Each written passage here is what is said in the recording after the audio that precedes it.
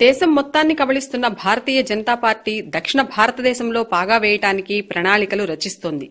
ఎన్నికలలో గెలిచి పదవులు సంపాదించే సీన్ లేకపోవడంతో మరో తీరుగా ప్రయత్నాలు చేస్తోంది. కర్ణాటకలో జనతా పార్టీని మింగేసి కబ్జా పెట్టిన ఆ పార్టీ మిగిలిన రాష్ట్రాల్లో ముఖ్యమంత్రి పీఠం కోసం వ్యూహాలు రచిస్తోంది. ఏపీలో ఇప్పటికే టీడీపీతో పొత్తు పెట్టుకుని అధికారంలో భాగస్వామి అయిన బీజేపీ తెలంగాణలో టీఆర్ఎస్ తో పోరాటం చేస్తోంది. ఇక తమిళనాడు డీఎంకే అన్నా డీఎంకే దెబ్బకు అడుగు పెట్టలేక దొంగ దెబ్బ తీయటానికి భారతీయ జనతా పార్టీ ప్రయత్నాలు చేసింది. జయలలిత మరణం తర్వాత శశికళను దారికి తెచ్చుకుని అన్నా డీఎంకేను తనలో కలుపుకోవడానికి అమిత్ షా ప్లాన్ వేసినట్లు ప్రచారం జరిగింది. అయితే శశికళ లొంగకపోవడంతో ఆమె జైలుకు వెళ్లాల్సి వచ్చిందని చెబుతున్నారు. అయితే తాజాగా ఆంధ్రప్రదేశ్ మీద మోదీ నజరు వేసినట్లు ప్రచారం జరుగుతోంది. ఇందులో భాగంగా బలమైన తెలుగుదేశాన్ని పక్కన పెట్టి వైసీపీని దగ్గర తీసే ప్రయత్నం చేసినట్లు చెబుతున్నారు.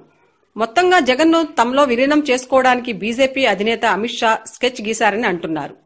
ఇప్పటికే దీనిపైన రెండు రాష్ట్రాల నాయకుల మధ్య ప్రాథమికంగా చర్చలు జరిగినట్లు ఓ పత్రిక ఎడిటర్ తన కాలంలో చెప్పుకొచ్చారు. తన మీద ఉన్న కేసుల నుంచి కాపాడేలా జగన్ కు భారతీయ జనతా పార్టీ హామీ ఇచ్చిందని ఆ ఎడిటర్ ఊవాచా. దీంతో బీజేపీలో విలీనానికి జగన్ అంగీకరించారని, ఎన్నికల తర్వాత ఈ కార్యక్రమం ఉంటుందని ఆయన స్పష్టం చేశారు. ముస్లింలు క్రిస్టియన్ల ఓట్ల కోసం ఎన్నికల వరకు ఆగాలని జగన్ బీజేపీకి సూచించారట. ఈ విషయాన్ని వైసీపీ ముఖ్య నాయకుడే స్పష్టం చేశారని ఆ పత్రిక ఎడిటర్ తేల్చి చెప్పారు. ఈ అంశం ఇప్పుడు ఏపీ రాజకీయాల్లో పెద్ద చర్చనీయాంశమైంది. గత కొంతకాలంగా జగన్ ప్రధాని మోదీ మీద కానీ బీజేపీ పైన కానీ ఒక విమర్శ చేయటం లేదు. ప్రత్యేక హోదా అంశంలో చంద్రబాబును తిడుతున్నారే తప్ప మోదీని ఒక్క మాట కూడా ఆయన అనడం లేదు. ఈ తీరు విమర్శల పాలైనా కూడా జగన్ తన స్టైల్ మారలేదు. దీని వెనుక ఉన్న కథ విలీనమేనని ఇప్పుడు రాజకీయ వర్గాలంటున్నాయి. మొత్తానికి నిప్పులేని పొగ రాదు కదా. ఈ వీడియోపై మీ విలువైన కామెంట్స్ మాతో షేర్ చేసుకోండి.